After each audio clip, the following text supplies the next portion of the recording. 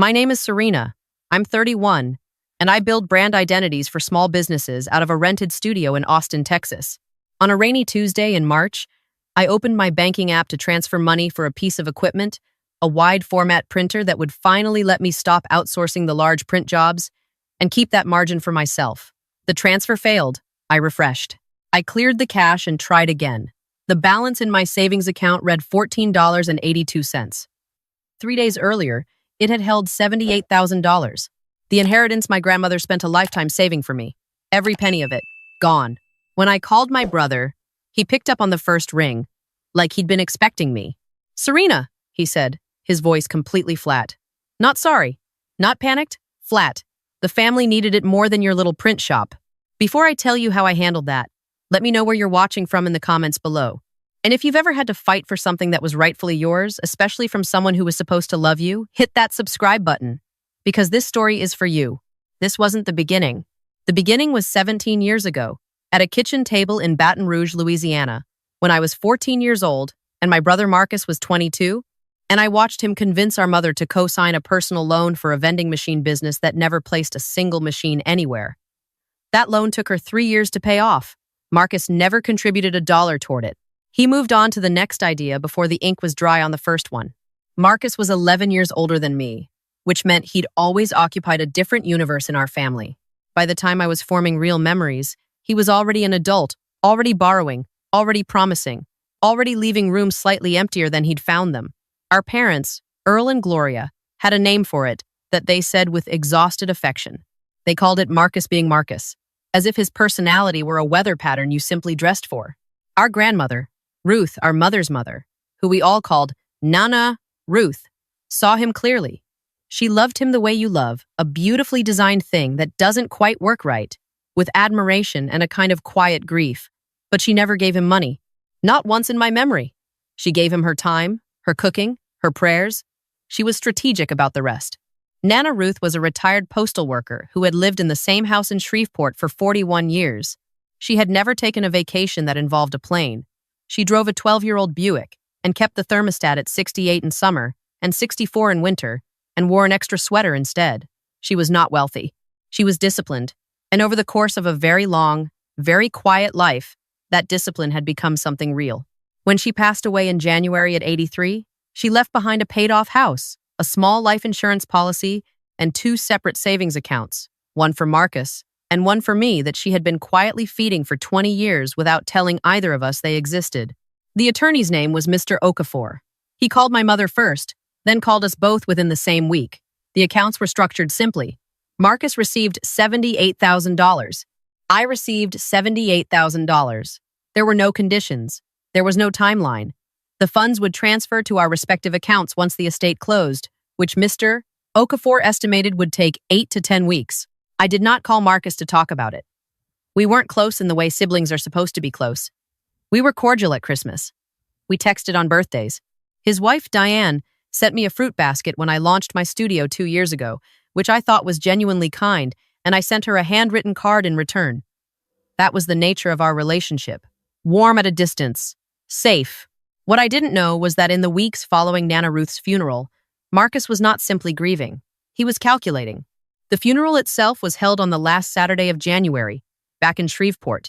I flew in from Austin the night before, picked up a rental car, and drove to my parents' house where I hadn't slept in almost 3 years. The whole extended family came: aunts, cousins, neighbors who had known Nana Ruth since before my mother was born. The church was full. The repast at my parents' house afterward was the kind of loud, loving chaos that only happens when a whole community mourns together, when grief gets mixed up with laughter and stories and too much food. Marcus was there with Diane. He hugged me at the door and held on a beat longer than usual. His eyes were red. Whatever else Marcus was, he had genuinely loved her. I believed that. I still believe that. It didn't make what came next any less deliberate. Partway through the afternoon, my mother asked me to help her organize some of Nana Ruth's documents that Mr. Okafor had sent over, mostly copies of the will, insurance paperwork, the deed to the house. Marcus was sitting at the kitchen table when I came in. He had a folder open in front of him. He looked tired. He gestured to the chair across from him. "Come sit with me for a second," he said. I sat. He slid a page across the table. Mr. Okafor needs both of us to sign this so the estate can consolidate before it closes. It's just a formality, something about how Louisiana handles jointly administered accounts.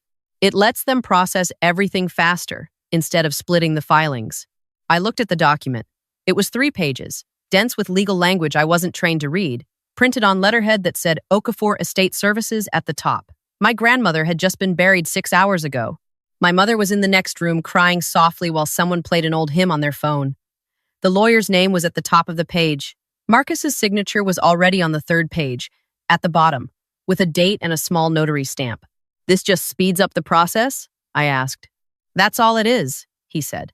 Same thing they do when there are multiple beneficiaries. Mr. Okafor explained it to me this morning. I signed. I want to be honest with you about something, because I've read the comments on stories like mine, and I know what some of you are already thinking. How could you sign something you didn't read carefully? How could you do that with that much money involved? Here is what I can tell you. I was sitting across from my brother at our mother's kitchen table on the day we buried our grandmother. The room smelled like her cooking and her perfume and her grief. There was a notary stamp on the document and the name of the attorney we had both spoken to separately. I was not a lawyer. I was a grieving granddaughter who had no reason, in that specific moment, to believe the person handing me a pen was her enemy. That is how it works. That is always how it works. The trap is never set in a dark alley. It's set in a kitchen that smells like home. 8 weeks later, Mr. Okafor's office sent me an email confirming that the estate had closed and that the transfer to my account had been processed. I checked my bank. The money was there, $78,000, exactly as expected, sitting in my savings account like a promise Nana Ruth had kept from the other side. I let it sit for 2 weeks while I thought carefully about what to do with it. I made a spreadsheet. I priced the wide format printer. I spoke to a small business accountant about the tax implications of a capital purchase. I looked at whether I should put a portion into a retirement account first. I was being responsible. I was being the person Nana Ruth had believed I would be. And then, on a Tuesday morning in March, I opened my app to begin the first transfer, and the money was not there. I did not immediately understand what I was seeing. I thought it was a display error. I logged out, logged back in, checked whether I was somehow looking at the wrong account. I stood in my studio kitchen with a cup of coffee going cold in my hand and scrolled through the transaction history with fingers that had started to tremble before my brain had fully caught up to what I was reading. There were 6 wire transfers. All of them had processed between 11 at night and 3 in the morning, 9 days earlier, while I had been asleep. Each one was between $10,000 and $15,000. Each one had been authorized with my correct login credentials and confirmed through the 2-factor authentication on my registered phone number. The receiving accounts had unfamiliar numbers. The transfer notes were blank. My first call was to the bank's fraud line. The representative I reached was professional and measured and delivered the information in the careful tone of someone who has said terrible things to people many times before. The transfers had been authorized correctly from a technical standpoint. My credentials had been used. My authentication codes had been entered. The system had no way to flag it as fraud in real time because, as far as the system knew, I had done it myself. Can you tell me where the receiving accounts are registered? I asked. She typed for a moment. 2 of the accounts are registered to a Marcus Reed, she said. The others appear to be associated with a business entity called Meridian Capital Consulting LLC. I sat down on the floor of my kitchen. Marcus. My brother. The document I had signed at my mother's table, it had not been a processing formality. I understood that now, with a cold and horrible clarity. It had been some form of authorization I did not fully comprehend, combined with information he had gathered separately, my login, my phone, my authentication codes obtained through means I hadn't yet pieced together but would. I called him. He picked up on the first ring. The family needed it more than your little print shop, he said. I hung up. Here is what I did not do. I did not call him back and scream at him. I did not drive to his house, which was 40 minutes from mine, in a suburb called Cedar Park. I did not post anything on social media. I did not call my mother and let her navigate this through the usual channels of family mediation, which always ended with someone swallowing their damage and calling it forgiveness. I sat on the kitchen floor for about 4 minutes. Then I got up, poured the cold coffee down the drain, and made a new cup. I opened my laptop and I started writing down everything I remembered about that document. At the table, the date, the letterhead, the notary stamp, the language Marcus had used to describe it, the exact way he had positioned the pen on the page for me to pick up. Then I called a woman named Patricia. I had met Patricia 2 years earlier when I did the brand identity for her law firm. She was a civil litigator, sharp and a little terrifying, who wore very good shoes and spoke in sentences that felt like they had already anticipated your response.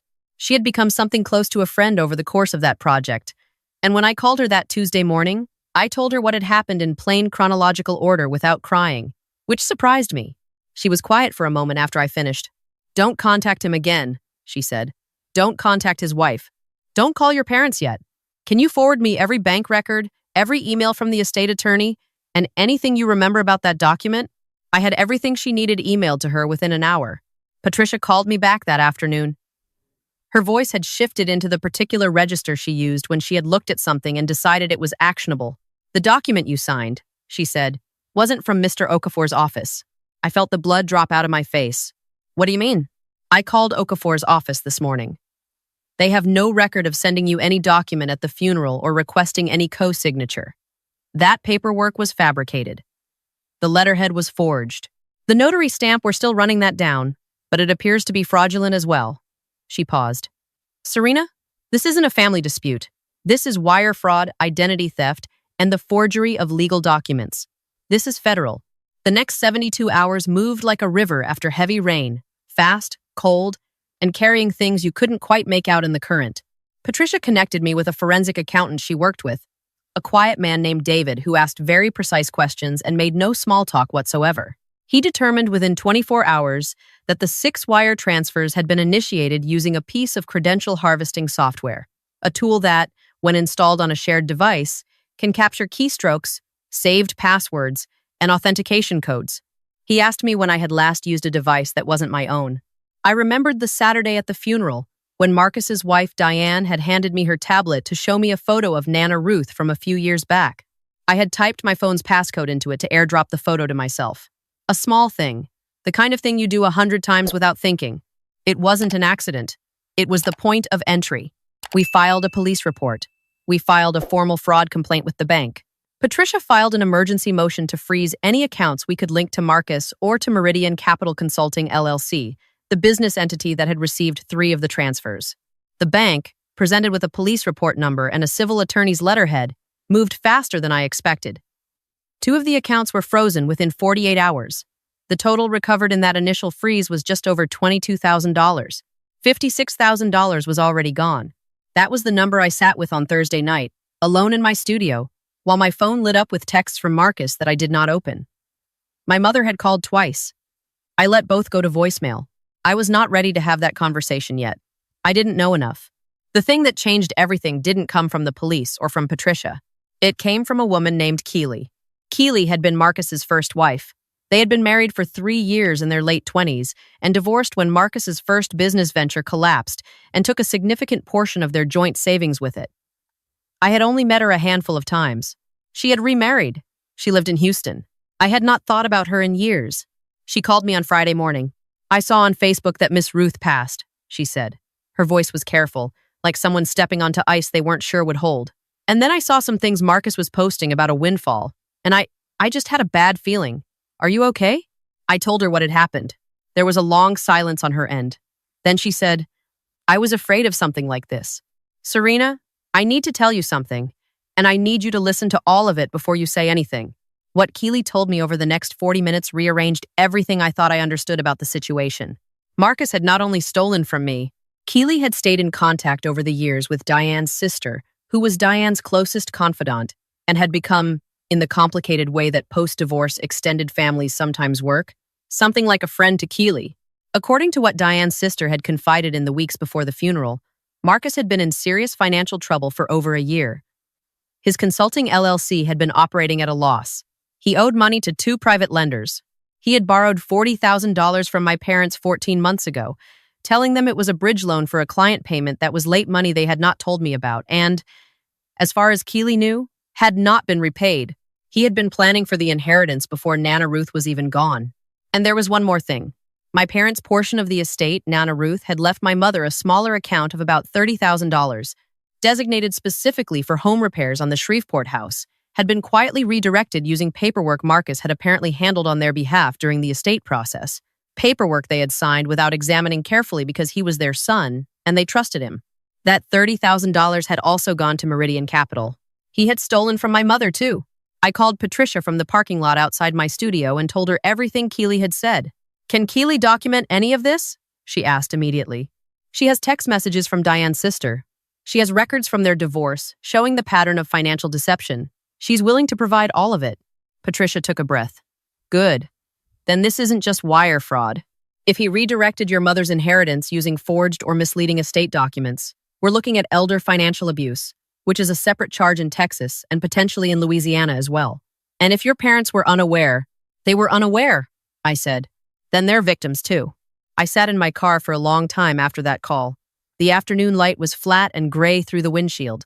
I thought about my parents, about my mother calling me twice this week and me letting it go to voicemail, about the fact that they didn't know they had already been robbed by their own son before I had been, about my father, who worked 27 years for the same logistics company and who had co-signed that vending machine loan without complaint and never brought it up again. I cried for about 10 minutes. Then I stopped. Then I called my mother. I told her to put my father on speakerphone. I told her to sit down. I told her what had happened, step by step, including the part about her $30,000. I told her in the same flat, factual tone I had used with Patricia, because I knew that if I let the emotion into my voice, she would make it her job to manage my feelings instead of hearing what I was saying. My mother needed facts. She needed to feel that someone had control of the situation before she could begin to absorb the pain of it. When I finished, the line was silent for a long time. Then my father said, very quietly, "We're coming to Austin." They arrived the next morning. My father shook my hand at the door and then pulled me into a hug and held on. My mother sat at my kitchen table and cried in a controlled, private way that she had perfected over decades of disappointments she had refused to fall apart over. We went over everything together, the documents, the transfers, Keely's information, what Patricia had already filed. My father asked precise, quiet questions. My mother asked none. She just listened, and I watched something in her face shift from grief to something harder and colder and more final. What do we need to do? My father asked. You need to file your own separate complaint for your $30,000, I said. Patricia says it strengthens the case significantly. It also triggers the elder abuse statute, which carries heavier penalties. My mother looked at the table for a moment, then she nodded once. They filed their own complaint that afternoon. 2 weeks later, Patricia and I, along with my father and a civil process server, drove to Marcus's house in Cedar Park. It was a 4-bedroom new build with a 3-car garage and a decorative stone facade that looked expensive from the street and, I suspected, was somewhat less impressive if you examined it closely. Diane's car was in the driveway. Marcus's truck was parked on the street. I had not slept well the night before. Not from nerves exactly, but from the specific alertness that comes when you know something large is about to land and you want to be fully present for it. My father rang the doorbell. Marcus opened the door. He was wearing a weekend pullover and holding a coffee mug. When he saw the 4 of us standing on his front step, me, my father, Patricia, with her leather portfolio, the process server behind her, his face went through 5 different things in about 2 seconds. Surprise, recognition, calculation, a flash of something I could only call exposed. Then the performance started up again, the older brother ease, the confident shrug. Dad. Serena. He looked at Patricia. Who's this? Her name is Patricia, I said. She's my attorney. He exhaled through his nose, a short dismissive sound. So, we're doing this formally. He widened the door and turned inside.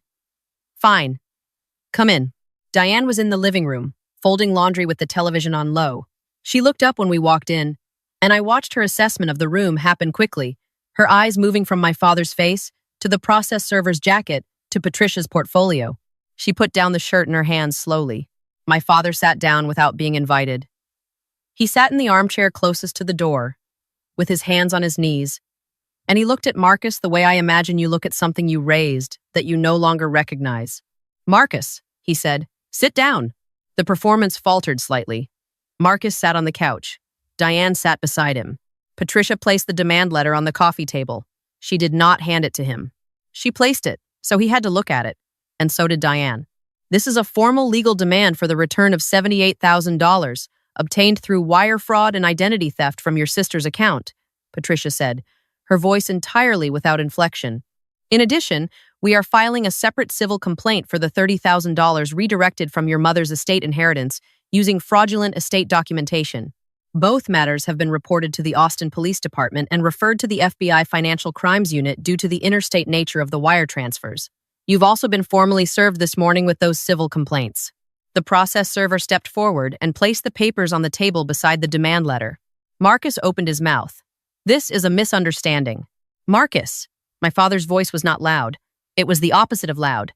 It was the voice of a man choosing his words the way you pick up broken glass. Don't. Marcus looked at our father and closed his mouth. Diane was very still beside him. She was looking at the number on the demand letter. Then she looked at Marcus. Her expression was not one I could easily describe. It wasn't shock exactly. It was closer to the face of someone watching a story they'd half believed for a long time finally confirm its own ending. The 30,000, she said quietly. Not to anyone in particular. That was Earl and Gloria's money.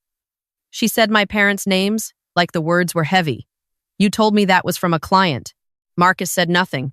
You told me it was a client payment that came in, she said again, slightly louder. The room was completely quiet. He still said nothing. I had spent months imagining what I might feel in this moment.